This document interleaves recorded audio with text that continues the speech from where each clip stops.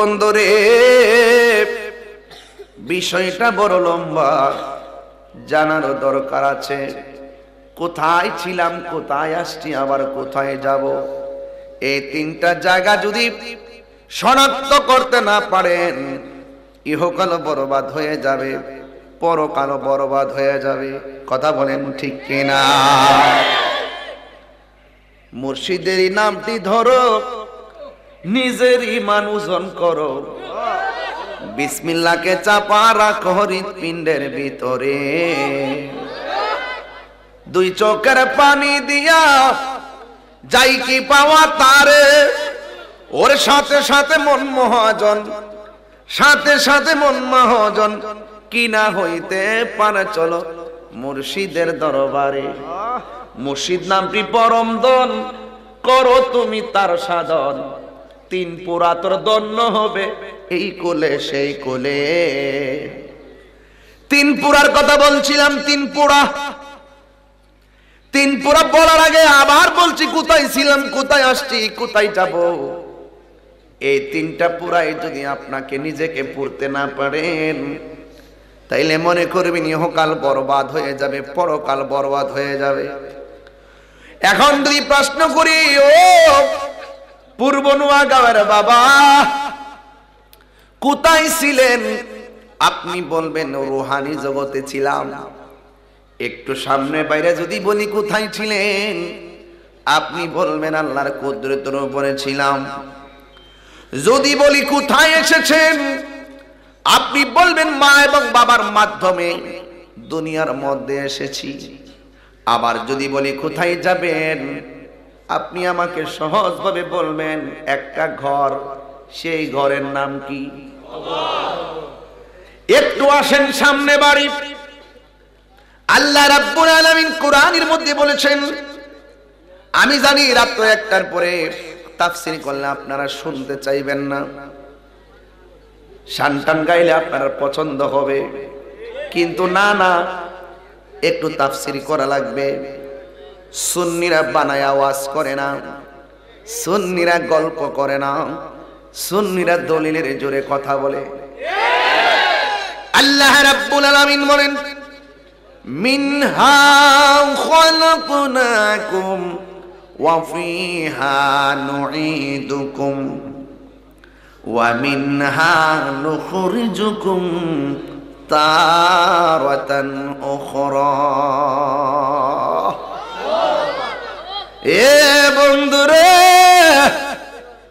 আল্লাহ বলে বান্দা, আমি তোরে মাটি থেকে বানাইছি।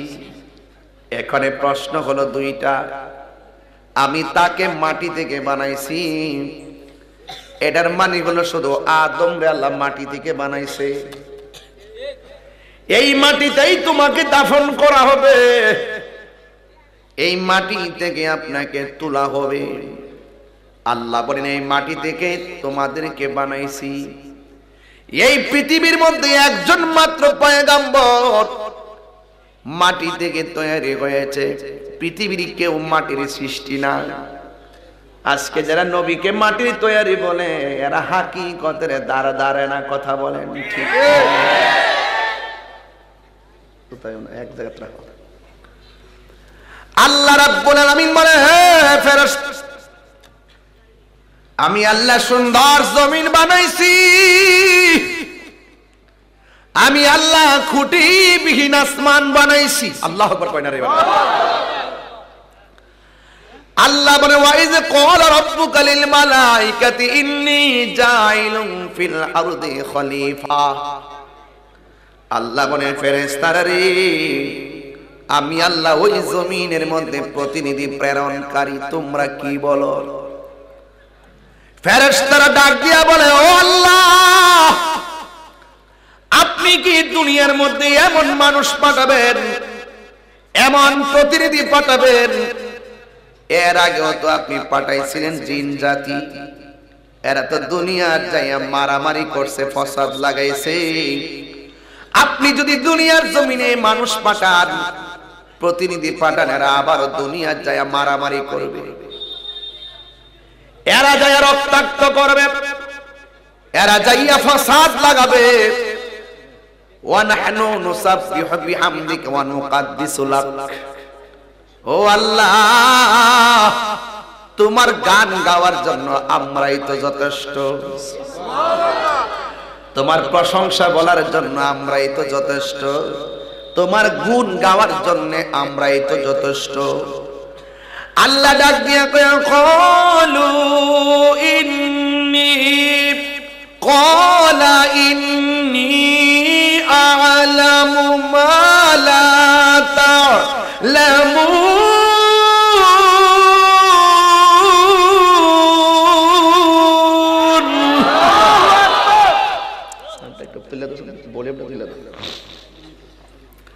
আল্লাহ রাব্বুল আলামিন বলেন, এ ফেরেশতারা, আমি তোমাদেরকে বললাম আমি প্রতিনিধি পাঠাবো, একটু কমাই, তোমরা আমারে বললা এরা মারামারি করব, কাটাকাটি করব। ও ফেরেশতারা, আমি আল্লাহ যাহা জানি তোমরা তা জানো, তোমরা তা জানো না। আল্লাহ জাইন্নাও পরামর্শ করছে। এবার আল্লাহ ডাক দিয়ে কয়, ও জিবরাইল, সুবহানাল্লাহ করে রে, আমরা কার সন্তান? যাইয়া দেখো পাক কোরআনে সূরাতুল বাকারাতে। ওয়াজ করতেছি, কোরআন শরীফ থাকলে খুললা খুললা কইলে আসেনি কোরআন শরীফ আর আছে একটা। বাবা রে, একটার পরে কেটে চলবো, একটার পরে চলবো গান গান। আমি তো আসলে এগুলো বাদ দিয়ে দিছি, এগুলো বাদ দিয়ে দিছি রে বাবা। আমি নবীর শান গাই, ওলির শান গাই, হ্যাঁ আমার কান মিলে গানাধার।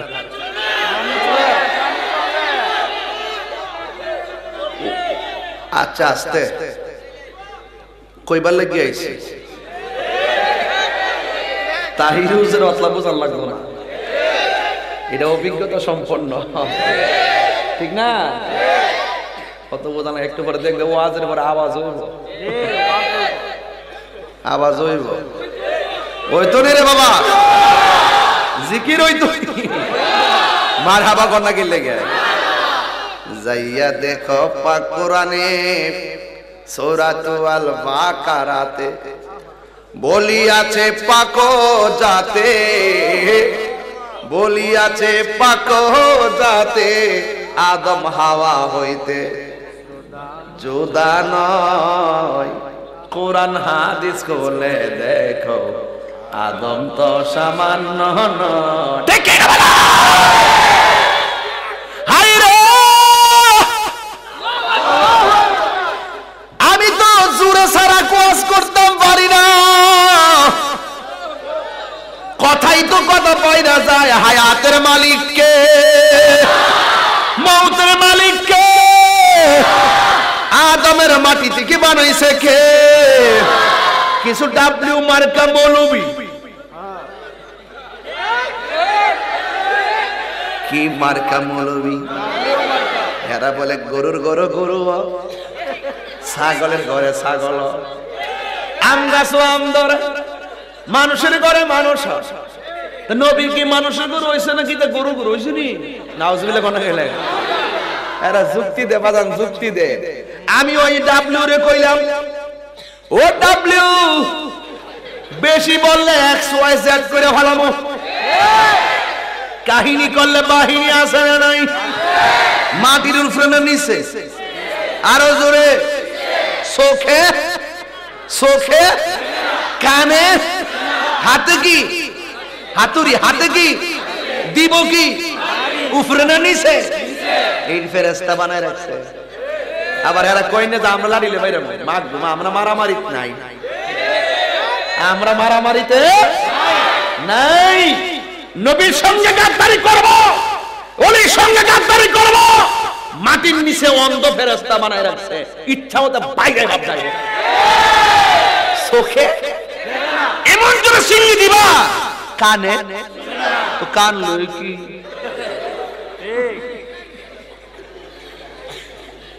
বাজান, কষ্ট হইছে আপনারা? গুমডা বাংতাছি, গুমডা বাংতাছি বাজান, অতলা ছিলে ওয়াজ করার শখ নাই বাবা।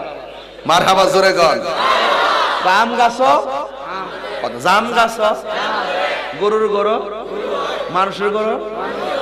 এ ডাব্লিউ, ওহন তুমি আমারে বলো আদম কার গরু হইছে?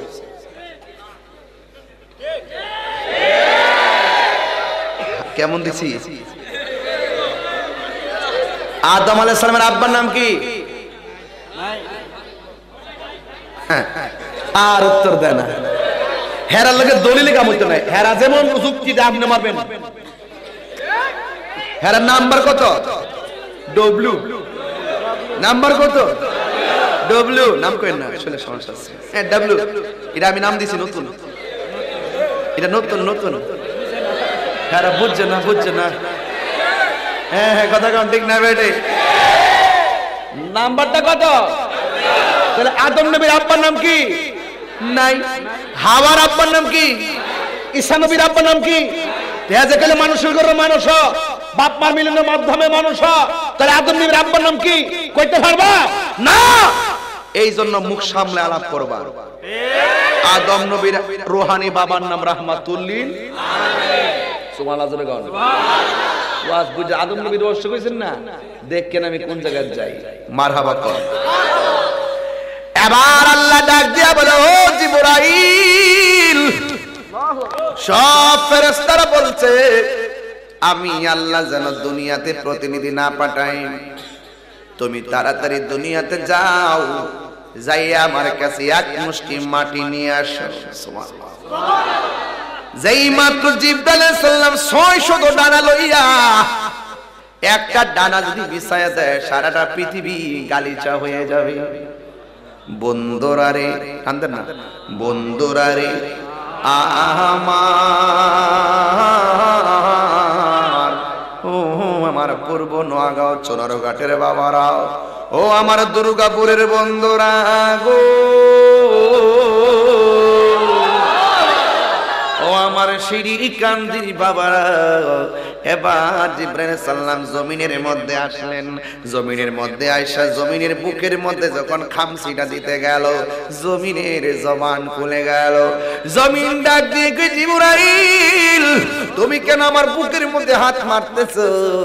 এবার জিবরাইল আলাইহিস সালামকে আল্লাহ বলছেন, তোমার জমিন থেকে এক মুষ্টি মাটি আমি নেওয়ার জন্য। কয় কেন রে, কেন? কয় আল্লাহ এই মাটি দিয়া প্রতিনিধি বানায়া তোমার মাঝে পাঠাইবো। এবার মাটি ডাক দেখে, ও জিবরাইল, এই জমিনে আল্লাহ জিন জাতি পাঠাইছে, আমার বুকের মধ্যে চলনা চলনা তারা আল্লাহর সঙ্গে নাফরমানি করেছে। এই মাটি নিয়ে প্রতিনিধি বানাইবো, এই প্রতিনিধি দুনিয়ার মধ্যে আইসা কিয়ামত পর্যন্ত নাফরমানি করব। আমি মাটিটা সহ্য করতে পারি না। এই জন্য জিবরাইল আলাইহিস সালাম মাটির কান্না শুননা মায়া লাগিয়া গেছে। জিবরাইল আলাইহিস সালাম ফিরত চলে গেছে। আল্লাহ ডাক দেখে, ও জিবরাইল মাটি আনছুনি? কই আল্লাহ মাটির কান্না দেখে মায়া লাগিয়া গেছে। ওই মুহূর্তে আমার আল্লাহ বলে, ও ইসরাফিল তুমি চলে যাও। ইসরাফিল আলাইহিস সালাম মাটি নিতে আসলেন। মাটির কান্না শুনা ইসরাফিল আলাইহিস সালাম যখন একেবারে কান্নায় মায়ায় পড়ে গেছে, এই মুহূর্তে ইসরাফিলও মাটি নিতে পারে নাই, জিবরাইলও মাটি নিতে পারে নাই, মিকাইলও মাটি নিতে পারে না। এবার আমার আল্লাহ রাব্বুল আলামিন আরেকটা ফেরেশতা, যার নাম হলো আজরাইল। আজরাইল আলাইহিস সালামকে ডাক দিয়া বলে, ও আজরাইল তুমি যাইয়া মাটি নিয়ে আসো। এবার আজরাইল আলাইহিস সালাম এত বড়, যার মাথার মধ্যে 7 সমুদ্র 13 নদীর পানি ঢাইলা দিলে পানি তৃষ্ণা মিটে না। ওই আজরাইল আলাইহিস সালাম জমিনের মধ্যে আসলেন। যেই মাত্র জমিনের বুকের মধ্যে হাত দিতে গেল, ওই মুহূর্তে জমিন ডাক দিয়ে, আজরাইল, জিবরাইল ফিরে গেছে, মিকাইল ফিরে গেছে, ইসরাফিলও ফিরে গেছে, তুমিও ফিরে যাও। এখানে কথা বলি, এখানে কে কথা বলে? ডাক দিয়া বলেন, আজরাইল সবাই ফিরে গেছে, তুমিও ফিরে যাও। আজরাইলের ডাক দিয়ে বলে, না না আমি ফিরে যেতে পারি না। আজরাইলের জমিনের মাঝখানে এমন একটা মুষ্টি মারছে, আজরাইলের এক মুষ্টি মাটি সমান সমান 70 মণ। এই মুষ্টি মাটি যদি 70 মণ হয়, একটা বার চিন্তা করেন,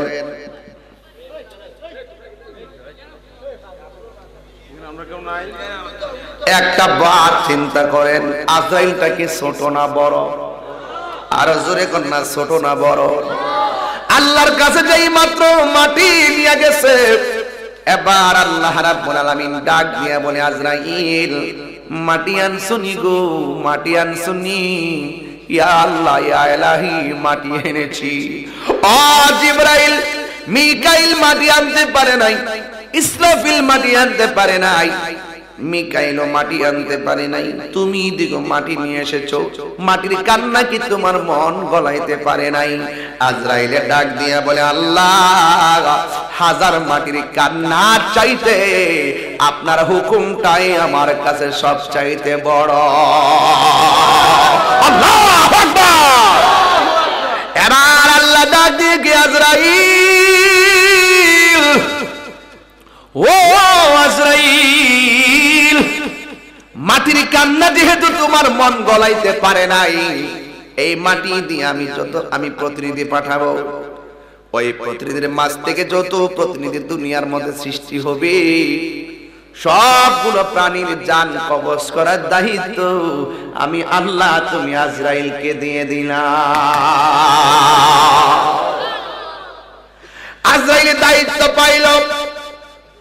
ও পৃথিবীর মানুষ, এবার আল্লাহ ডাক দিয়ে ফেরেশতারা, রে মাটি দিয়ে আদম বানা।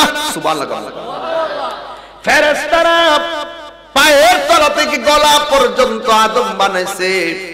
আল্লাহ বলে, থামো, খালাকতু বিয়াদাইয়া, এই গলা থেকে মাথা পর্যন্ত যে জায়গাটা আমি আল্লাহ নিজের হাতে বানাবো। আল্লাহ বান্দারে বড় ভালোবাসেন। বান্দা যে মুখ দিয়ে আল্লাহরে ডাক দেয়, ক্ষমতা দিছে কে? বান্দা যে চোখ দিয়া সব দেখে, ক্ষমতা দিছে কে?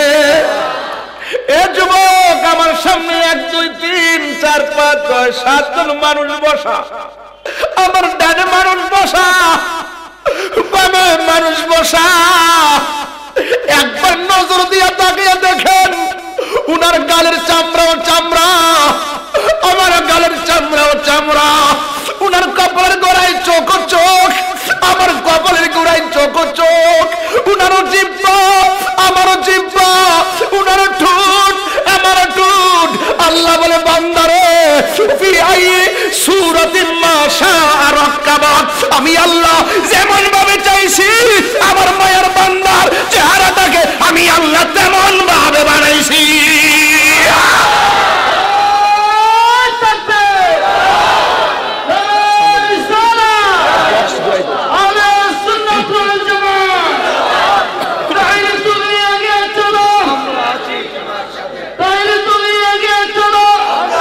আমার যুবক ভাইরা, ওয়াজটা বড় ডিফিকাল্ট, ওয়াজটা বড় রহস্যজনক। আল্লাহ বলে, বান্দা আমি আল্লাহ তোর চেহারাটারে বড় মায়া কইরা বানাইছি। এই মুখের ভিতরে একটা জিহ্বা আছে না নাই? চিনি দিলে লাগে মিষ্টি, তেঁতুল দিলে লাগে টক।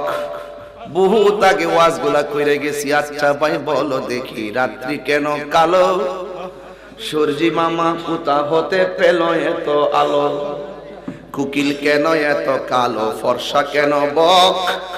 চিনি কেন এত মিষ্টি? তেঁতুল কেন টক? ডিমগুলি সব একই রঙের, পার্থক্য নয় মোটে।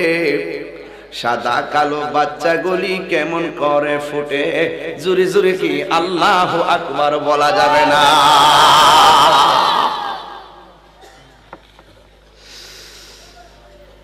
এ আমার যুবক ভাইরা, আল্লাহ বলে, থামো, আমি আল্লাহ চেহারাটাকে আমি আল্লাহ নিজের হাত দিয়া বানাবো। আমার আল্লাহ চেহারাটাকে নিজের হাত দিয়া বানাইছি। এই জায়গার ভিতরে আমার আল্লাহ এমন একটা জায়গা দিছে, গুনাহ করার পরে যখন জমিনের মধ্যে কপালটা লাগায়া দেয়, বান্দা যখন বলে, আল্লাহ গুনাহ করেছি, অন্যায় করেছি, মাফ করে দাও, তোমার চরণে সেজদায় পড়ে গেলাম। বান্দারে নামাজ কেন পড়ো না? বান্দা এই জায়গার মধ্যে একটা কপাল দিছে, এই কপালটা যখন মাটিতে ঠেকাই দিবা বাস হাজিরা হয়ে যাবে। আল্লাহ কয় বান্দা কপালটা ঠেকাইয়া দেয়, আমি যে তোর রব, আমি যে তোর সব। দলিল দেয়, আমি আল্লাহ যে তোরে বানাইছি, শুধুমাত্র নামাজের মাধ্যমে হাজিরাটা দেয়, আমি আল্লাহ তোরে মজুরি দিয়ে দিব। আর বড় করে বলেন সুবহানাল্লাহ। বন্ধুরা রে আমার,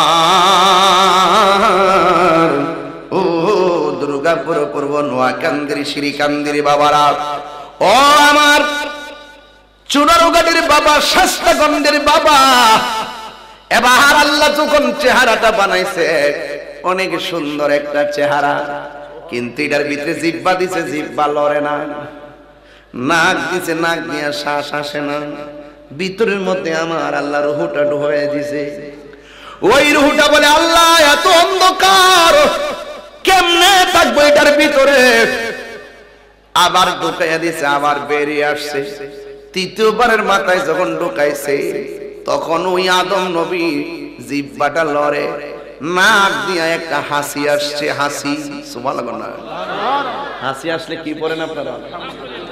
আর যে শুনে সে কি পড়ে? এখন একটা ইন্টারভিউ আমি যখন কামিলে পড়ি, তখন আমার প্রশ্ন করছিল আদম নবীর প্রথম ভাষা কি, আদম নবীর প্রথম কথাটা কি? তখন আমি উত্তর দিয়েছিলাম আলহামদুলিল্লাহ। সেদিন থেকে এখনো হাসি আসলে আলহামদুলিল্লাহ পড়তে হয়, কারণ হাসির দ্বারা ক্লান্তি দূর হয়ে যায়। সুবহানাল্লাহ বলবেন না? যেখানে স্বস্তি ফিরে আসে সেখানে আলহামদুলিল্লাহ বলে প্রশংসা করব একজনের। জবানটা খুলে বলুন তিনি কে?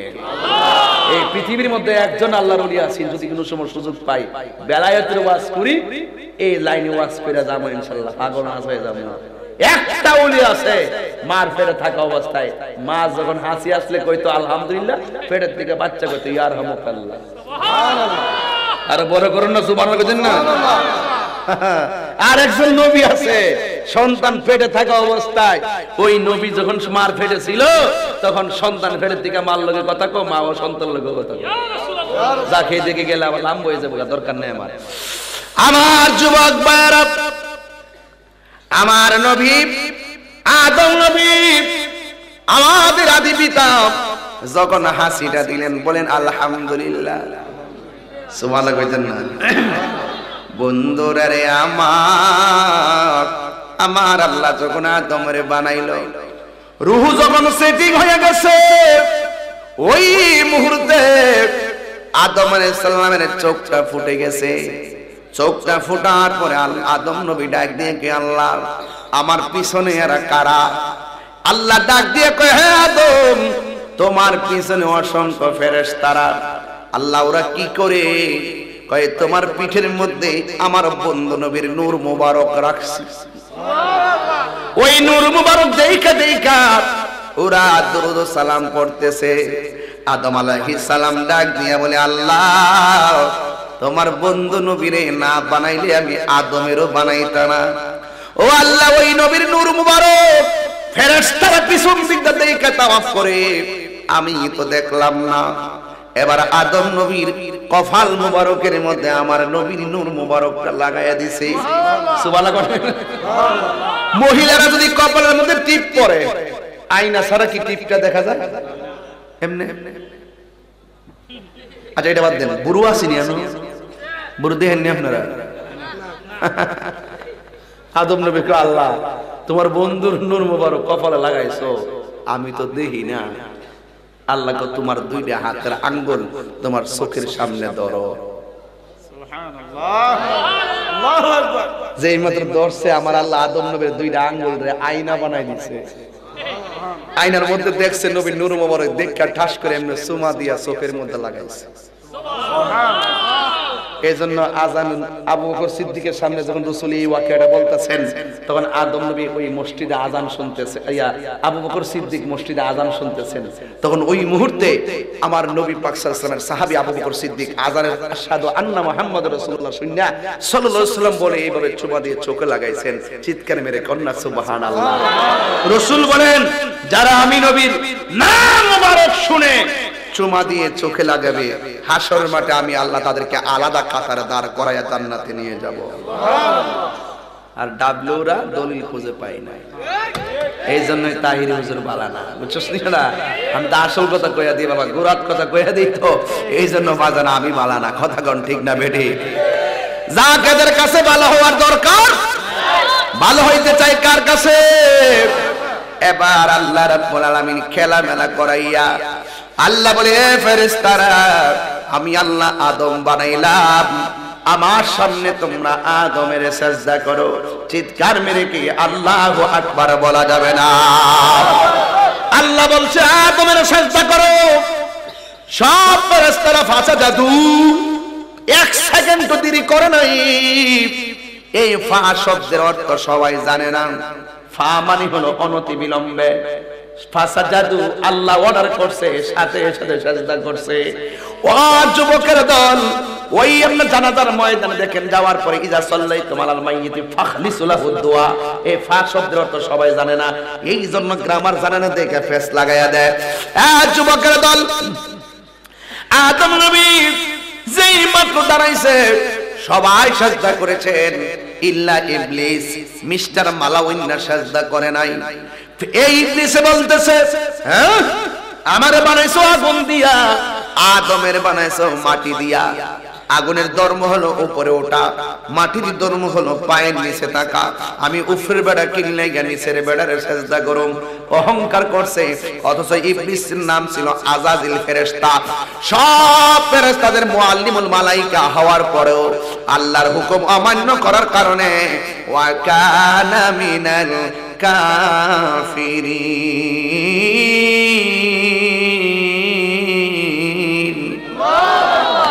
সব ফেরেশতাদের মুআল্লিমুল মালাইকা হওয়ার পরেও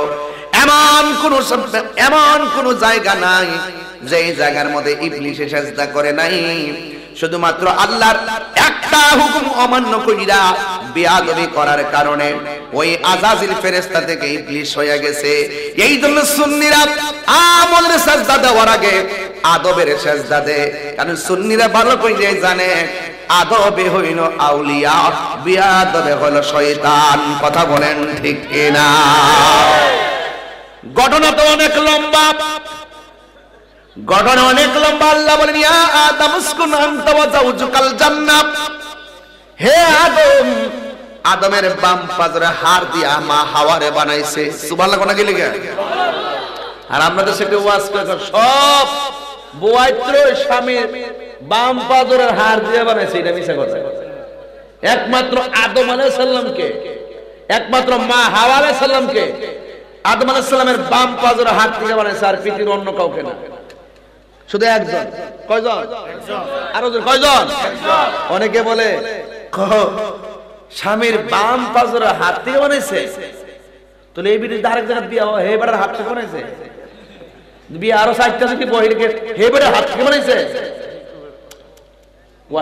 অনেকে বলে, কিন্তু অনেকে বলে না যে সব স্ত্রী হাত দিয়ে বানাইছে, বাম পাজরের হাত দিয়ে বানাইছে না, শুধু আদম আলাইহিস সালামের হাত থেকে মা হাওয়াকে বানাইছে, আর কাউকে না। কথা কোন ঠিক কিনা? ওয়াজ বোঝা লাগবে বাজান, তাফসীর পড়ছি তো বুঝে এগুলা বুঝাই দিয়া যায়। বাজাক একটু কথা বইলা আল্লাহ বলছেন, হে আদম তুমি জান্নাতে থাকো, সব খাইবা। ওই যে একটা গাছ আছে না, এই গাছটার কাছে যায় না। আর ইবলিস যায় তলে তলে যায়, এমনি এমনি বাইল তেল দিয়ে ভিতরে ঢুকে গিয়ে হাওয়া জানুনি সব খাইবার লাগে, যে কইছে এইটা কি না করছে, কি রে কই এই ফলটা খাইলে সারা জীবন বেহেশতে থাকবা, আল্লাহ তোমার বাইর করে দিব, দিকো এটা না করছে। বিদাইতের মন নাও জামাইরে যায় কইতাছে, কি গো শুনছেন নি, এই গাছের ফল খাইলে বলে আমরা আজীবন মিলে বেহেশতে থাকতাম, আমরা বলে আল্লাহ বাইর করে দিব, এর লাগে বলে আল্লাহ না করছে এটা খাইবার লাগে। আদম আলাইহিস সালাম কো আল্লাহর হুকুম মানুন লাগবে, আল্লাহর হুকুমের বাইরে যাওয়া যাবে। তখন ওই স্ত্রী হাওয়া বলতেছে, হ্যাঁ আমি জিততো, আমি চাই না তো বেহেশতে থাকতাম। পিডিয়াতে একটু আছে না উল্টা পাল্টা, মানে জামাইরে একটু বুঝেন না ব্যাপারটা, বেতন যত ফাইন একটু ডিপিএস করুন না, ডিপিএস করুন না, আমি যাবো কো। ওই যে ওনাদের আম্মা এরকম কিছু আসি না কি না, এই ডিভাইস আর কি এরপরও তো আদম আলাইহিস সালাম শেষ পর্যন্ত কয়েছে ঠিক আছে। যেই মাত্র মা হাওয়া যায় ফলটা মুখে দিছে, সরাদ্দা কিল্লা লাইছে, ফরাদ্দা কাপড়টি উল্লে গেছে। জান্নাতের লতা পাতা দিয়ে আমার মা তার শরীরটারে ডাকছে। আদম আলাইহিস সালাম ফলটা মুখে দিয়েছেন, গলা পর্যন্ত গেছে, যাওয়ার পরে এমনি গলা টানটা ধরছে। যখন দেখছে হাওয়ার কাপড় বইরে আছে না, তখনই গলা এমনি ধরছে। এমনি ধরার পরে ফলটা একটা ঠেলা মারছেন গলাটা। এই জন্য পুরুষের কণ্ঠনালীরা মাদা উষা দরস না পাগলারা উষা একটা আসেনি, মানে বিড়াইতে যায় দিক আসেনি। হেরা একবারে লেভেল লেভেল। এই জন্য হেরা কাছে জীবনও পেটের কথা কয়েন না, এরা জীবনও কথা রাখতে পারতো না। কথা কন ঠিক না বেটি? এরা আম মরতে পারছে না, মারা আওয়াজ ওরা করে হিডুই হিডা হিডুই হিডা এখান থেকে পাইছে। কথা কন ঠিক না বেটি? হ্যাঁ, একবারে এনে ধরছে আর আমাদের ফলটা ঠেলা মারছে। ঠিক আছে, আল্লাহ কফা আযাল্লাহুমা শাইতান, দুইজন দুই পদস্খলন ঘটাইছে শয়তান। যাও বের হয়ে যাও। আদম আলাইহিস সালামের ভাড়াই দিয়েছে শ্রীলঙ্কা, আর মা হাওয়ারে ভাড়াই দিয়েছে জেদ্দা। সুবহানাল্লাহ কইতেন না? এই দুইজনকে দুনিয়াতে যখন ভাড়াই দিছে, দেখা তো আর নাই। বহুত বছর পরে যায় দেখা হইছে আরাফার ময়দানে। আল্লাহ কত বছর কান্নাম, মাফ করছো না। একটা দোয়া করি, আল্লাহ তোমার বন্ধুর নামে রুসিলা আমারে মাফ করে দাও। আল্লাহ কা আদম কাইফা আরাফতালে মুহাম্মদ, তুমি মুহাম্মদ সাল্লাল্লাহু আলাইহি ওয়াসাল্লামকে কেমনে চিনছো? আদম আলাইহিস সালাম বলে ইয়া রাব খালাকতানি, হে আল্লাহ যখন তুমি আমারে সৃষ্টি করেছো, ফারাইতু আলা সাকিল আরশ, আমি আরশের মধ্যে লক্ষ্য করেছি ফাফিহি মাকতুবান লা ইলাহা মুহাম্মাদুর রাসূলুল্লাহ। আমি আরশে তাকায় দেখছি তোমার নামের পাশে তোমার মুহাম্মদ সাল্লাল্লাহু আলাইহি ওয়াসাল্লামের নাম। আল্লাহ বলেন হে আদম, যদি প্রথম দিন এই নামের দোহাই দিতা, আমি আল্লাহ তোমার মাফ করে দিতাম। আর জোরে কন্না সুবহানাল্লাহ, আর বড় করে কোন আল্লাহু আকবার। দুইজনের যখন দেখা হইছে, আল্লাহ মাফ করছে। রব্বানা যালামনা আনফুসানা ওয়া ইন লাম তাগফির লানা ওয়া তারহামনা লানাকুনান্না মিনাল খাসিরিন। এমন ভাবে দোয়া করছে, আল্লাহ ক্ষমা করে নাই। শেষ পর্যন্ত আমার আল্লাহ ক্ষমা করেছেন, আমার নবীর উসিলায় ক্ষমা করেছেন। এই আমার পূর্ব নোয়াকান্দির বাবার এখান থেকে ওয়াজটা শুরু হয়ে গেল, এখান থেকে ওয়াজ শুরু হয়ে গেল। আমার আল্লাহ দুইটা গরু দিছে, হে আদম তুমি গরু দিয়া চাষবাস করে খাও। এবার আদম নবী গরুরে চালাইতে গেলেন, মাঠের মধ্যে চাষ করবে, লাঙ্গল লাগাইয়া দিছে। গরুরে ডাক দিয়ে গিয়া গরু তুই সোজা যা, গরু বাঁকা চলে যায়। গরুরে কো ডাইনে যা, গরু বামে যায়। গরুরে কে বামে যা, গরু ডাইনে যায়। আদম নবী ডাক দিয়ে গিয়া গরু তোমার আমি বলতেছি সোজা যাও, তুমি কেন ডাইনে যাও? গরু ডাক দিয়ে কয় হে আদম, আপনারা তো আল্লাহ বলছিলেন গন্ধম খায়েন না, আপনি গন্ধম খাইলেন কেমনে? আপনি মানছেননি। ওই দিন থেকে আমার আল্লাহ গরুর জবান বন্ধ করে দিয়েছে। গরুর জবান যদি বন্ধ না করতো, গরুর ফিডো বাড়ি দেওয়ার আগে কয়তো সুৎকুর। কথা বল ঠিক কিনা? গরু কয়তো আমার গোশত সুদ করে খাওয়াইস না, গরু কয়তো আমার গোশত ঘুষ করে খাওয়াইস না, গরু কয়তো আমার গোশত দুর্নীতি বাজরে খাওয়ায়।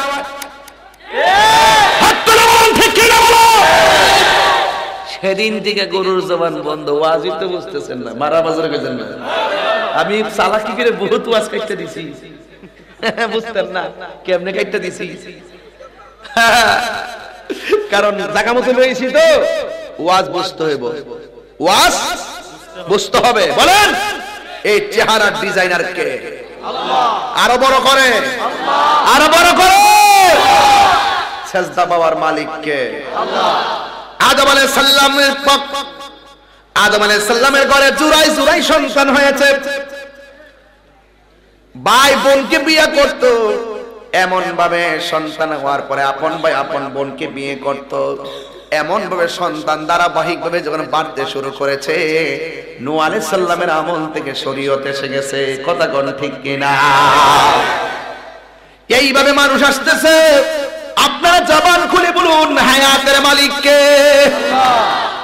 এই আদম এবং হাওয়া থেকে সারাটা দুনিয়া দম সন্তান দিয়া আমার আল্লাহ পৃথিবীটা সাজাইছে। এই পৃথিবী থেকে আদম নবী থেকে পর্যন্ত যারা কবর দেশে চলে গেছে এখনো কবরের মধ্যে আছে।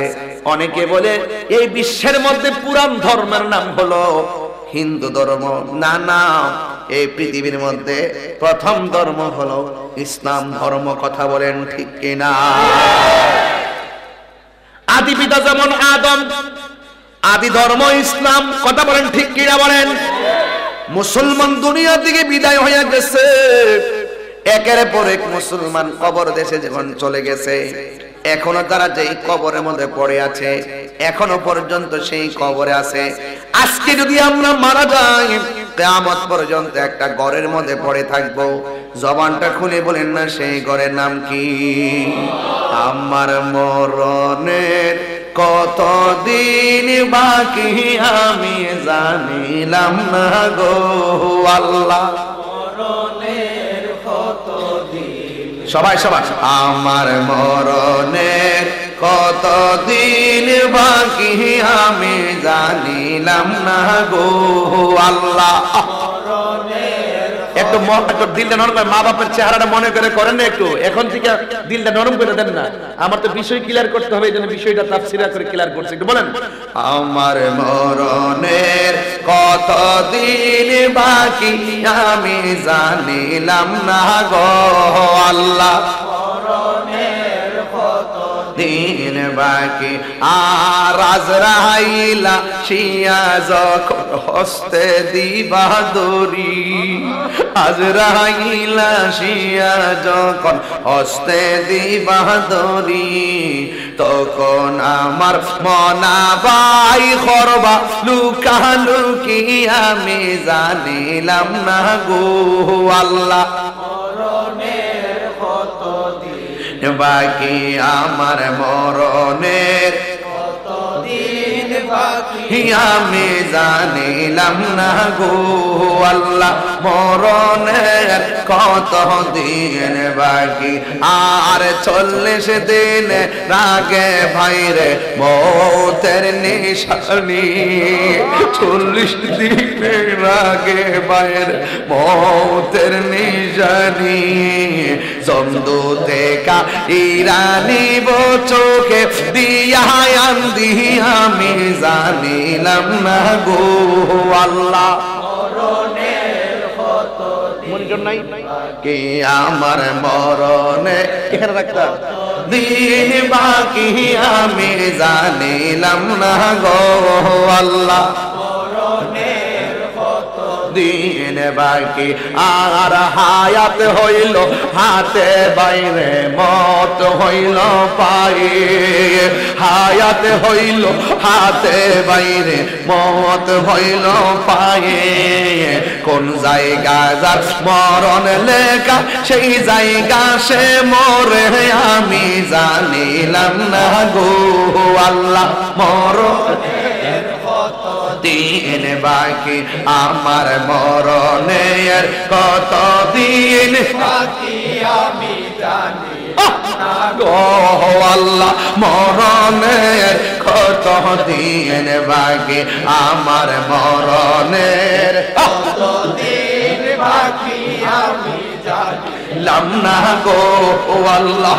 মরণের কতদিন বাকি আর 40 দিনের আগে বাইরে মৌতের নিশানি, 40 দিনের আগে বাইরে মৌতের নিশানি। আগায় কোন জায়গা যার মরণ লেখা সেই জায়গা সে মরে আমি জানিলাম না গো আল্লাহ।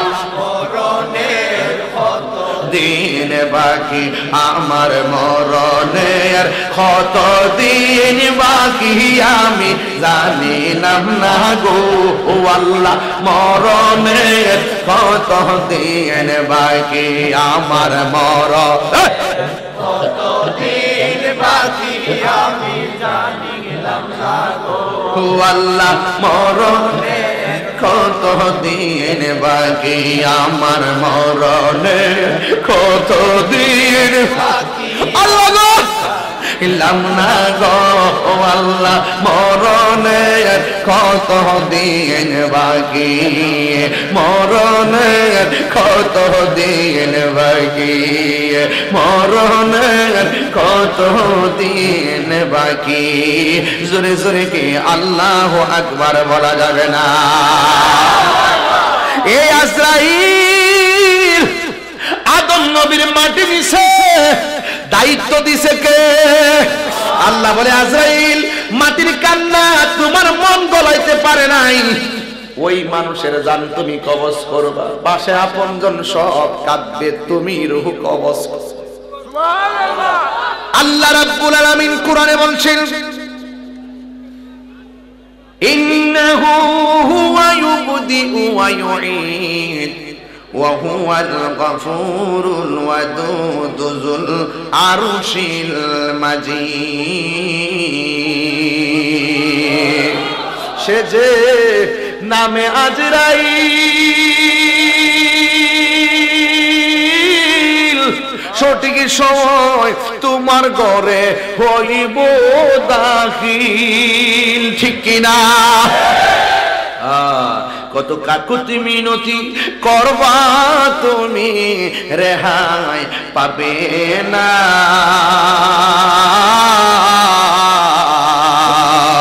আজরাইলা শিলে কারো কবিয়ত চলবে না রে মানুষ কবিয়ত চলবে না তো বানামো গাছটি আছে আসেনি রে বাজার ওরে পাতায় পাতায় লেখা আছে মানুষের হায়াত সেই পাতা জড়িয়া পড়লে সেই পাতা জড়িয়া পড়লে মৌতের নিশানা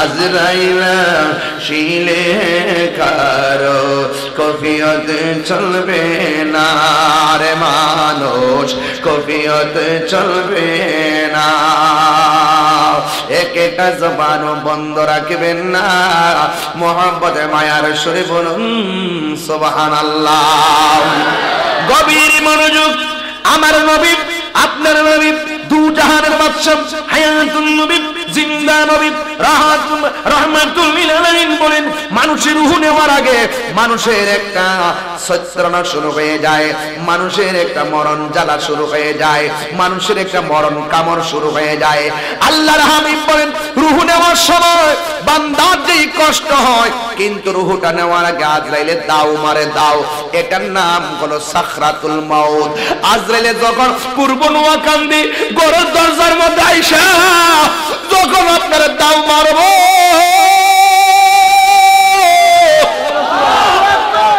ও আমার পূর্ব নোয়াকান্দির বাবা আজরাইলে দাওটা শোনা মাত্র যখন দরজার মধ্যে দাও মারবে আল্লাহু আকবার বলেন না কেন ওই আজরাইলের দাও খাইয়া মানুষের রগগুলো টাস টাস করে ছিঁড়ে যাবে হাড্ডিগুলো টাস টাস করে কোনে যাবে তাজা তাজা রক্তগুলো সেকেন্ডে পানি হয়ে যাবে আর মানুষগুলো পাগলের মতন ছায়া থাকবো কেউ নাই ডানে আপন বোঝার ক্ষমতা নাই বামে মানুষ বোঝার ক্ষমতা নাই আমার নবী বলেন আজরাইলের দাও খাইয়া গলাটা এমন ভাবে শুকায়া যাইব ওই গলাটার ভিতরে 7 সমুদ্র 13 নদীর পানি ডাইলা দিলেও পানি তৃষ্ণা মিটবে না রে বাবা পানি তৃষ্ণা যুবক ভাইরা আমার কি দিয়ে ওয়াজ বুঝাইতাম যার মরণটা ভালো তার কবরটা ভালো কথা বলেন ঠিক কিনা যার কবরটা ভালো তার হাসরটা ভালো কথা বলেন ঠিক কিনা এই জন্য আমার নবী, আপনার নবী রাহমাতুল লিল আলামিন বলতেছেন, আজরাইলের দাও কায়া রূহটা একবার নেওয়ার আগে শরীরটারে তসতস বানায়া ফলাইও। বন্ধুরে, বন্ধুরে, বন্ধু, গভীর রজনীতে আমি কি আর ওয়াজ করতাম। এবার আমার নবী, আপনার নবী বলেন, আজরাইলে যখন রূহটারে ধরব, ঘরের মানুষ বুঝতে পারবে না, রংমহলে থাকবারে বন্ধু পালঙ্কে শুইয়া, কোন সন্ধানে মন চূড়া ঢুকিবে আসিয়া, দুয়ারে প্রহরী তৈয়া প্রবেশ করলো কেমনে, আর কি দেখা হবে রে পূর্ব নোয়াগাঁও জীবনে। এমন হতে পারে আজকের মাহফিল আমার জন্য জীবনের শেষ মাহফিল হয়ে যাইতে পারে। ও বন্ধু, নিঃশ্বাসের কোনো বিশ্বাস নাই। এমন অনেক মানুষ মসজিদে নামাজ পড়ে, ঘরে যাওয়ার পরে বুকে ব্যথা হইতে মারা যায়। এমন অনেক মানুষ দোকানের মধ্যে চা পান করে ঘরের ভিতরে যায় পয়রা মারা যায়। এমন বহুত মানুষ বিদেশ যায় টাকা রুজি করতে, বিল্ডিং থেকে পয়রা দুনিয়া থেকে বিদায় হয়ে বাড়িতে লাশ হয়ে ফিরে। এই জন্য যুবক, এই মাহফিলটা সাধারণ মাহফিল মনে করা যাবে না। আমি আদম থেকে শুরু করলাম, আমার বাপ আদমকে স্মরণ করাইয়া এখন একটু কবরের দিকে চলে যাবো রে বাজান। আপনারা জবান খুলে কোন কবরটা কি আসল ঘর না নকল ঘর? অনেক মানুষ দেখবেন রাতের বেলা শরীরের কাটা কাটা দিয়া পশম গুলা দাঁড়ায় যায়। এখন বলবেন হুজুর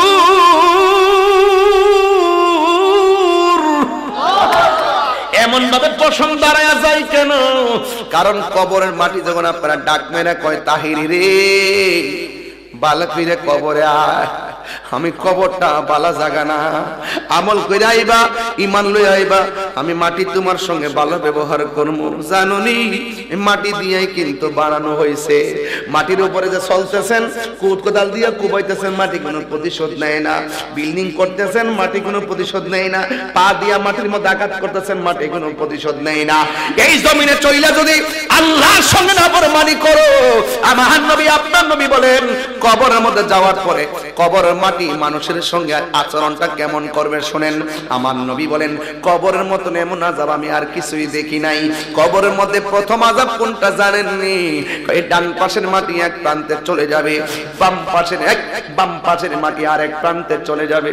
দেখছেন নি সবার চেহারাটা নীরব হয়ে গেছে, কারণ কবরের কথাটা বড় ডেঞ্জারাস। ঘুমের ঘরে যাওয়ার সময় বলি, আল্লাহুম্মা বিসমিকা আমুতু ওয়া আহিয়া, আল্লাহ তোমার নাম নিয়ে আমি ঘুমাইলাম, মরার মতন ঘুমাই গেছি, আল্লাহ তুমি আমারে জিন্দা কইরা দিও। এমন অনেক মানুষ আছে ঘুমের ঘরে দুনিয়া থেকে বিদায় হয়ে যায়। কথা বলেন ঠিক কিনা?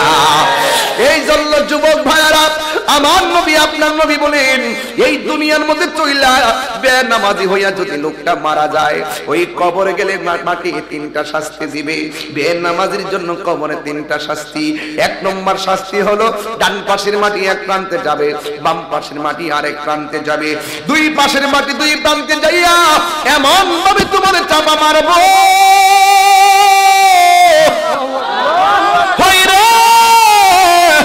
এমন ভাবে চাপা মারবো, একেবারে টিস্যুটা যেমনে গুড়া বানাইয়া ফালায়, ডান পাশের হাড্ডি গুলো বাম পাশের হাড্ডির ভিতরে এমন ভাবে টাস করে ঢুকে যাইব, বাম পাশের হাড্ডি গুলো ডান পাশের হাড্ডির ভিতরে ঢুকে যাবে।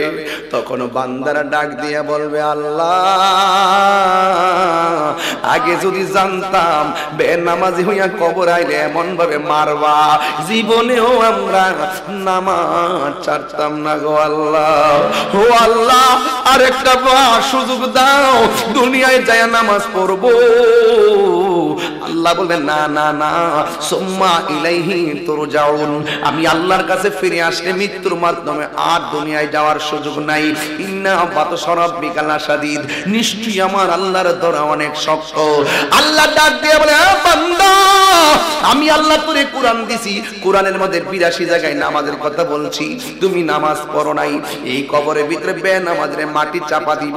2 নম্বর কবরের ভিতরে জাহান্নামের আগুন দেওয়া হবে। 3 নম্বর কবরের ভিতরে সাপ বিচ্ছু দেওয়া হবে, এমন আযাব। ও যুবক, আল্লাহ রাব্বুল আলামিন বলতেছেন ওয়া মা ইয়াস্তাবিল আহইয়া ওয়ালাল আমওয়াত, যারা দুনিয়ার মধ্যে জিন্দা আর যারা মরা এরা কোনোদিন এক হতে পারে না। ইন্নাল্লাহা ইউসমিউ মান ইয়াশা, আমি আল্লাহ যারে ইচ্ছা করি সে কবর আযাব দেখতে পারে। আপনারা জবান খুলি বলুন, আমার নবী কবরের আযাব দেখার ক্ষমতা আছে না নাই? আরো বড় করে বলেন, আছে না নাই? আমার নবী, আপনার নবী একদিন গুরুস্থানের মধ্যে গেছে। ওই গুরুস্থানের মধ্যে যাইয়া দেখেন গুরুস্থানের প্রত্যেকটা কবরে মানুষ জান্নাতের গালিচায় শুয়ে রয়েছে। বড় করে বলেন না সুবহানাল্লাহ। এবার আমার নবী দেখতেছেন ওই গুরুস্থানের মধ্যে সব মানুষগুলো জান্নাতের গালিচায় ঘুমায় রয়েছে। ও বন্ধুরে, বন্ধুরে, ও বন্ধু, একটা কবরের মধ্যে নবী দেখতেছেন জাহান্নামের বিছানার মধ্যে ঘুমায় রয়েছে না, একবারে চিল্লে চিল্লে নাচতেছে। মাশরিক থেকে মাগরিব, সীমান্ত থেকে জুনুব পর্যন্ত তার কান্নার আওয়াজ বাড়ি হইয়া গেছে। আমার নবী সব কবরের আযাব দেখা চোখের মুখ মুস্কি মুস্কি হাসতেছেন। আর একটা কবরের মধ্যে যখন আযাব দেখছেন আমার নবী চোখের পানি ফালায়া ফালায়া কাঁদতেছেন। সাহাবীরা, আল্লাহু আকবার জোরে হবে, সাহাবীরা ডাক দিয়া কয় ইয়া রাসূলুল্লাহ, নবী গো, মায়ার নবীজি, আপনি সব কবর দেখে আপনি হাসলেন, একটা কবর দেখে কেন আপনি কাঁদলেন? আমার নবী ডাক দেখে সাহাবীরা বাজারের মধ্যে যাও, বাজারের মধ্যে যাই একটা মাইকিং করে দাও, এই গুরুস্থানের মধ্যে যাদের আপনজন শোয়াইছে তারা যেন কবরের পারে আইসা আইসা দাঁড়ায় যায়। সব মানুষ এলান পাইয়া গুরুস্থানের মধ্যে আসছেন, কিন্তু একটা কবরের বরাবর কে আসবে? যেই কবরটা দেখা আমার নবী চোখের পানি ফেলাইয়া কাঁদছে। সব সাহাবীরা তাকায়া রইছে, এই কবরের বরাবর কে আসে? এবার আমার নবীর সাহাবীরা এবং নবী তাকায়া দেখতেছে যে এই কবরটার কাছে আমার নবী কান্না করছে। ওই কবরের পারে কেউ দাঁড়ায় নাই, বুড়া একটা মহিলা লাঠি ভর কইরা কইরা কবরের পারে দাঁড়ায় গেছে। আমার নবী ডাক দিয়া কয় মা মা মা মা গো, এই কবরের পারে যে আপনি আয়সা দাঁড়াইলেন, আপনি আমারে বলেন না গো মা, এই কবরের লাশটা আপনারা কি হয়? বুড়া মহিলাটা বলে নবী গো, এই বুড়া মহিলাটা ডাক দিয়ে কয় নবী গো, এটা অন্য কেউ না, এটা হলো আমার সন্তানের লাশের কবর। এবার ডাক দিয়ে কয় মা, আপনার সন্তান কবরে কেমন আছে জানেননি? কয় আল্লাহ এবং তার রাসূল ভালো জানে। আমার নবী ডাক দিয়ে কয় মা, এই কবরের ভিতরে আপনার সন্তান জাহান্নামের আগুনের বিছানার মধ্যে কাতরাইতেছে। আপনি জানেননি সন্তানটা অনেক কষ্ট আছে? আপনারা জবান খুলে কোন, মা সন্তান কষ্ট পাইলে মা কষ্ট পায় কি পায় না? কিন্তু এখানে ভিন্ন। নবী যখন বলছেন এই কবরের ভিতরে আপনার সন্তান জাহান্নামের গালিচার মধ্যে চিল্লাইতেছে, এই কথা শুনে মা হাসতে শুরু করছে। আমার নবী ডাক দিয়ে বলে মা, সন্তানের কষ্টের কথা শুনে আপনি কেন হাসতেছেন? এবার মহিলাটা ডাক দিয়ে কয় নবী গো, ও নবী, আমি আমার সন্তানটা যেই দিন পেটের মধ্যে কনসেপ্ট হয়েছে আমার মতন খুশি আর কেউ নাই। এই সন্তানটা ফুটা থেকে রক্ত, রক্ত থেকে গোশত, গোশত থেকে হাড্ডি, হাড্ডি থেকে বড়ি হওয়ার পরে আমার পেটের মধ্যে অনেক লাথি মাইরা আমার ঘুম কাইরা নিছে, চোখের পানি ফালাইয়া ফালাইয়া আমি রাত দেখছিলে শুরু থেকে ইয়া করতেছে, কিন্তু পাগলামি করতেছে, সব বাজে কথা বলে। ডাক দিয়া বলে নবী, আমার সন্তানটারে পেটের মধ্যে রাখার পরে আমার সন্তান আমার লাথি মাইরা মাইরা আমার ঘুম কাইরা নিছে, চোখের পানি ফালাইয়া ফালাইয়া আমি রাত্রে কাটাইছি। কাউকে আমি বলি নাই, সন্তানের বাবাকেও আমি বলি নাই। সকালবেলা চোখের পানি মুইসা মুইসা আমি উঠছি। আমার সন্তান আমার পেটে থাকা অবস্থায় খাইতে গেছে, পেটে লাথি মারছে। আমার ছেলে আমার খাবারের রুচি কাইরা নিছে, কাউকে আমি বলি নাই। সন্তান লাথি মারছে, ব্যথা করে। আমি সবাইরে বলছি আমার মুখের মধ্যে রুচি নাই, সন্তানের কষ্টের কথা আমি কাউরে বলি নাই। যখন আমি আমার সন্তানদের ভূমিষ্ঠের পথে গেলাম, সবাই বলছে আমি নাকি মরার মতো হয়ে গেছি। আমি আমার সন্তানকে জন্ম দিতে যাইয়া মৃত্যুর দ্বার প্রান্ত থেকে আল্লাহ আমারে ফিরাইয়া রাখছে। নবী গো, আমার সন্তানটার আমি ডান পাশে রাখলাম, প্রস্রাব করে দেওয়ার পর আমি আমার সন্তানটারে বাম পাশে নিলাম, বাম পাশ থেকে আমি বুকের উপরে রাখলাম। তিলে তিলে বছর টু বছর আমার ঘুম হারাম কইরা, আমার খাওয়ানো হারাম কইরা সন্তানটারে আমি মানুষ বানাইতেছি। দিন যত যাইতেছে সন্তান পরিপূর্ণ বয়স হইতেছে, আর আমার শরীরটা দুর্বল হইতেছে। আগের মতো আমি কাজ করতে পারি না। ইয়া রাসূলুল্লাহ, নবী সন্তানটা যখন বড় হইয়া গেছে, যখন চাকরি হইয়া গেছে, আমি বৃদ্ধ হইয়া গেছি, আমি আগের মতো কাজ করতে পারি, আমি আগের মতো কাজ করতে পারি না, আগের মতো গায়ের মধ্যে শক্তি পাই না। নবী গো, ও নবী, সন্তানের জন্য আমি কত কিছু করছি, কিন্তু সন্তান প্রতিষ্ঠিত হওয়ার পরে আমার সন্তান আমার খবর নেয় না, আমার ওষুধপত্র দেয় না, একদিন না দুই দিন না, বছরের পর বছর আমারে অনেক কষ্ট দিয়েছে। এই কষ্ট আমি বরদাস্ত করতে পারি নাই। আমার কষ্টের তীব্রতা এমন বেড়ে গেছে, আমি আমার দুঃখের কথা কাউরে না বইলা আমি আমার আল্লাহর ডাক দিয়ে বলছি, আল্লাহ আমার সন্তান আমাকে যেই ভালোবাসার কথা বলার কথা তুমি না বলছো, ইম্মা ইয়াবলুগান্না ইনদাকাল কিবার আহাদুহুমা আও কিলাহুমা, ও আল্লাহ তুমি না বলছো মা বাপ বুড়া হয়ে গেলে গাও তার সঙ্গে ভালো ব্যবহার করতে হবে। অথচ আমি এই সন্তানটারে কুলে পিঠে মানুষ করলাম, বড় করলাম। আমি যত বয়স হয়েছে সন্তান আমার অবহেলা করেছে। আল্লাহ আমার সন্তান আমার কষ্ট দিছে, তুমিও সন্তানটারে কষ্ট দিও। আমি হাসতেছি কেন জানেননি গো নবী?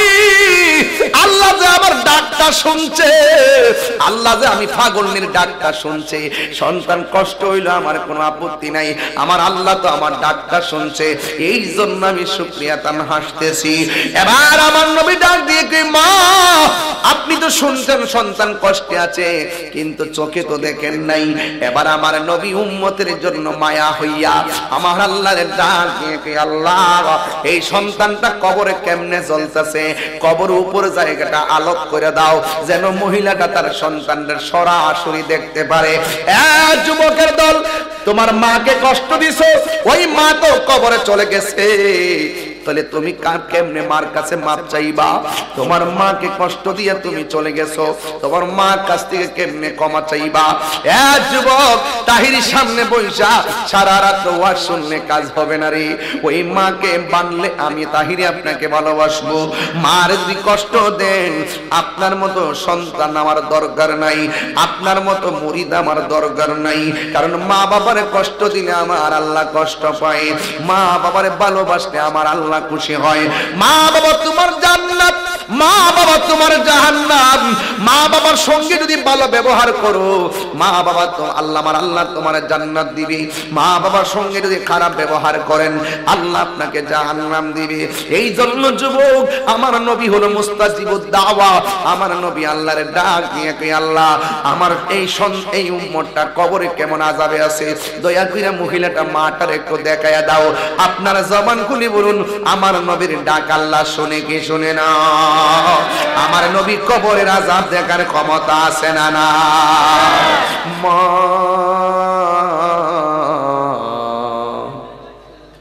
তুমি আমার আগে যেও না গো মরে। মা বেঁচে থাকতে ক্ষমাটা চেয়ে নেন, মা চলে গেলে ক্ষমার সুযোগ আর পাবেন না। মা তুমি আমার আগে যেও না গো মরে। আমি কেমন করে দেব মাটি,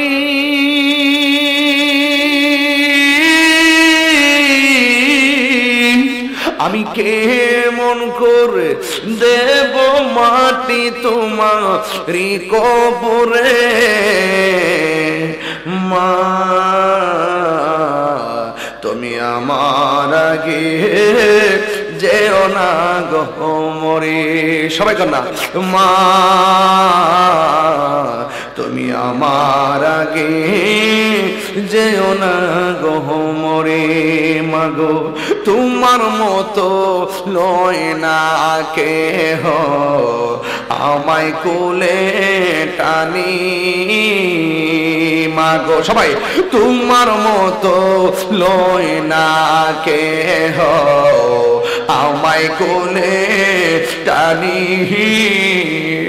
আঁচল দিয়ে মোচে লাগে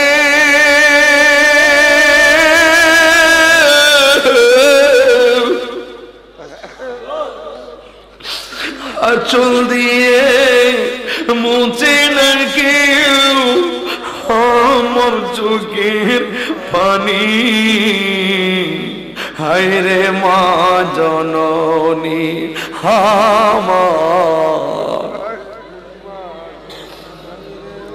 হায় রে মা জননী আমার হায় রে মা জননী যাদের মা নাই বাড়িতে কারে মা কইয়া ডাক দিব যাদের বাবা না আমার মতো যারা বাবা হারাইছে এরা কারে বাবা কইয়া ডাক দিব আল্লাহু আকবার যে দাঁত না থাকলে দাঁতের মর্ম বুঝে না বাপ যে কেমন একটা বট গাছ চলে গেলে বোঝা যায় বাপটা কেমন সম্মত বাবা গো বাবা বাবা গো বাবা বাবা তুমি কেমন আছো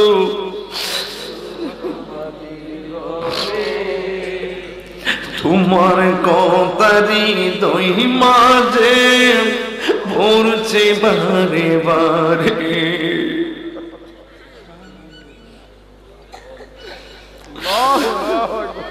বাবা তুমি কেমন আছো ছোট মাটির ঘরে তোমার কথারি দই মাঝে পড়ছে বারে বারে বাবা গো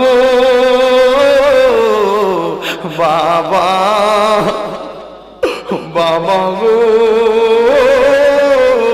বাবা কত আদরে কত স্নেহ তোমার কাছে পেলাম সব কিছু হারিয়ে আজকে নিঃস্ব হয়ে গেলাম কত আদরে কত স্নেহ তোমার কাছে পেলাম সব কিছু হারিয়ে আজকে নিঃস্ব হয়ে গেলাম ভালোবাসি তোমায় বাবা বুকটা যে যাইছি রে ভালোবাসি তোমায় বাবা বুকটা যে যাইছি রে তোমার কথা হৃদয়ে মাঝে পড়ছে বাড়ে বাড়ে বাবা গো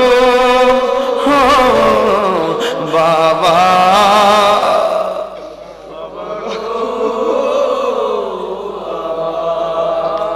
বাবা গো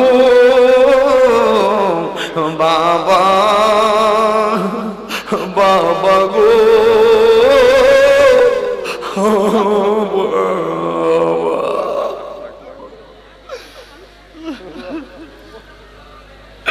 হে আমার বাবা বাবা ও জবানটা খুলে কর না আল্লাহ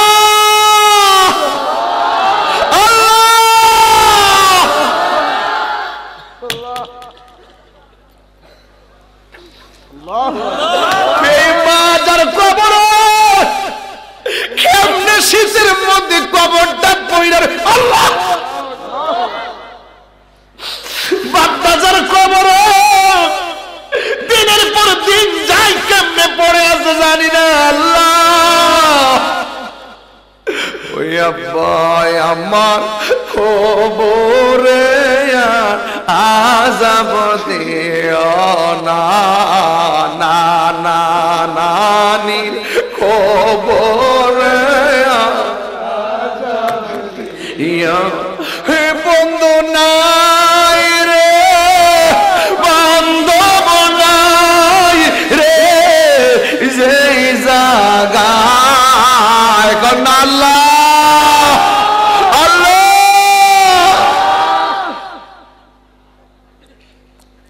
রে বন্ধু নাই রে বান্ধব নাই রে সেই জায়গায় নবী মস্ত এত মায়া করতেন যিনি আমরা সংসারে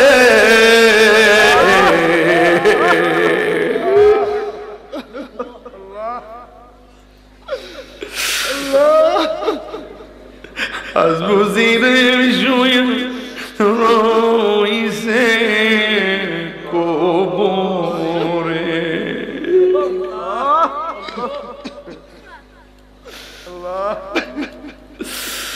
ও আল্লাহ ও আব্বা মা কবরটাকে জান্নাত বানায় দাও মহিলারে সামনে আল্লাহর হাবিব ডাক দিয়ে আল্লাহ কবরটার খুললে আযাবটা দেখায় দাও নবীর কথা শুনিস না কবরের উপরে দাজ্জালিগুলো খুললা গেছে মা তাকে দেখতেছে ফুটটা জাহান্নামের কালিসার মধ্যে এমন জোরে চিৎকার মারছে যতই কথা কন না কেন হাজার কষ্ট দিলেও মার সামনে একবার মারে ডাক দিলে মা কষ্ট বললা যায় যেই মাত্র সন্তানের কষ্টটা দেখছে মা দুঃখিনী আল্লাহরে ডাক দিয়ে আল্লাহ আমি কি জানতাম তুমি আমার ফুতেরে কবরে এমন কষ্ট দিবে আল্লাহ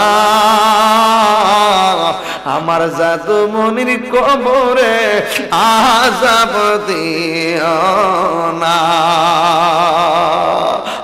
আমার কেন এত দামি জানে না সকলে বলো মা কেন এত দামি জানে না সকলে বলো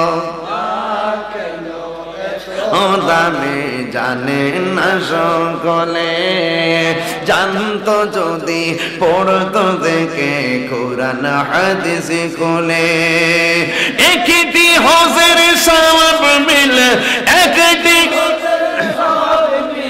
মাকে একবার দেখিলে মা কেন এত দামি জানে না সকলে বলো মা কেন জানে না সকলে দুটি বছর পান করালো মায়ের বুকের দুধ কোলে পিঠে নিয়ে আমায় দিতেন কত সুখ সেই মায়ের কষ্ট দিলে সেই মায়ের খোদার রসটলে মা কেন এত দামি জানে না সকলে দুইটা জিনিসের ওয়াজ করছি জমিনে চললে নামাজ না পড়লে কবরে গেলে শাস্তি আছে না নাই আদম সন্তান জমিনে নামাজ পড়বে দুই নম্বর তাহিরের ওয়ার্ষের না কোনো লাভ নাই যদি মা বাপরে কষ্ট দেন পায়ে হাত রেখে বলি আজকে থেকে ওয়াদা করেন জীবনে কোনদিন মা বাপরে কষ্ট দিব যদি মা বাপ কষ্ট দিয়া থাকেন কবর পারে যায় বলবেন রব্বির হামহুমা কামা রব্বায়ানি সগীরা ভাইরা আমার এই মাহফিল কমিটির জন্য আমার হৃদয়ের অনেক ভালোবাসা আন্তরিকতা দোয়া রইল আর আল্লাহর হস্তে মা বোনদেরকে বলবো মা গো আপনি যদি একটু ভালো হয়ে যান সন্তানটা পেট থেকে আল্লাহর ওলি হয়ে আসবে কথা বলেন ঠিক কিনা আমার জন্য সবাই দোয়া করবেন আমিও আপনাদের জন্য দোয়া করি আমার এই আলোচনায় যদি কেউ কষ্ট পেয়ে থাকেন আল্লাহর হস্তে ক্ষমা সুন্দর দৃষ্টি দেখবেন গভীর রজনী হয়েছে আমাকে অনেক দূরে যেতে হবে সবাই ভালো থাকুন সুস্থ থাকুন ভিডিওটি ভালো লাগলে লাইক কমেন্ট ও শেয়ার করতে ভুলবেন না আজকের মতো এখানেই বিদায় নিচ্ছি খোদা হাফেজ।